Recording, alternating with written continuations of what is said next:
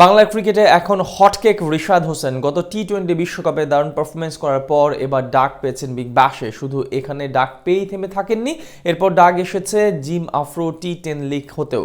দুটি টুর্নামেন্টে ডাক পাবার পর এবার ধারণা করা যেতেই পারে আসন্ন আইপিএলেও ডাক পেতে পারেন রিশাদ। তবে তাকে দলে নিতে আগ্রহী হতে পারে কারা, সেটাই জানবো প্রতিবেদনে। দিন যত যাচ্ছে ততই জনপ্রিয় হচ্ছে টি-20 ক্রিকেট, আর সময়ের সাথে সাথে নিজেকে পরিণত করে টি-20 প্যাকেজ বনে যাচ্ছেন রিশাদ হোসেন। দুর্দান্ত লেগ স্পিন, অন্যদিকে পাওয়ার হিটিং, আর কি চাই টি-20 প্যাকেজ হতে। বিশ্বকাপ মাতিয়েছিলেন দারুণভাবে। টুর্নামেন্টের ষষ্ঠ সর্বাধিক উইকেট সংগ্রাহক ছিলেন তিনি। বল হাতে 7 ম্যাচে মোট 25 ওভার বল করে খরচ করেন মাত্র 194 রান। উইকেটের সংখ্যা ছিল 14টি। তাছাড়া অস্ট্রেলিয়া ও ভারতের মতো দলের সাথে নিয়েছিলেন 2টি করে উইকেট। তার এমন পারফরমেন্স দেখেই হোবার্ট হেরিকেন্স দলে নেয় তাকে। অস্ট্রেলিয়ার সিডনিতে বিগ ব্যাশ ড্রাফটের চতুর্থ রাউন্ড থেকে রিশাদকে দলে নেয় তারা। অস্ট্রেলিয়ার তাসমানিয়া রাজ্যের দলটির হেড অব স্ট্র্যাটেজির দায়িত্বে আছেন তাসমানিয়ার সবচেয়ে বিখ্যাত ক্রিকেটার রিকি পন্টিং।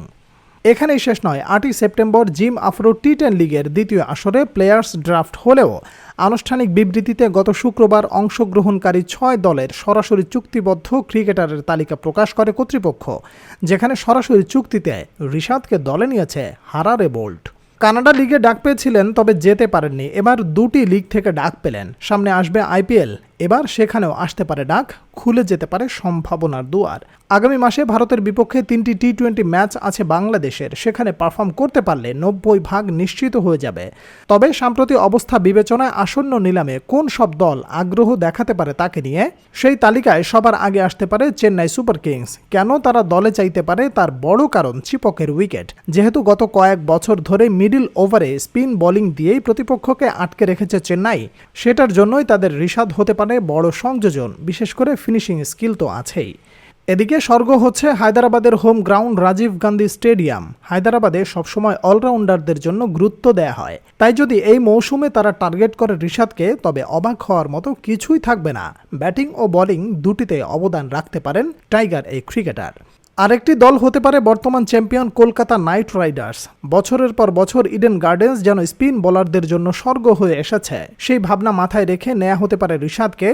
আইপিএলে যেই চাহিদা রশিদ খানের, এখন তো তাকে চাইলেই পাওয়া যাবে না। তাই রশিদের অভাব পূরণ করতে রিশাদকে দলে নেয়ার চেষ্টা করতে পারে দলগুলো। যদি বোলিং নয় ব্যাটিং করতে পারেন তিনি, তুলতে পারেন দ্রুত গতিতে রান, যা তাকে করতে পারে আসন্ন নিলামের হটকেক। যে খেলোয়াড় নিজের দেশের বিপিএলে ছিলেন অবহেলিত, এখন তিনি হয়ে গেছেন হটকেক। যুক্তরাষ্ট্র ও ওয়েস্ট ইন্ডিজে অনুষ্ঠিত টি-20 বিশ্বকাপ খেলার সুযোগ পেয়েই সব অবহেলার জবাব দেন তিনি, যা বদলে দিয়েছে তার ক্রিকেট ক্যারিয়ার।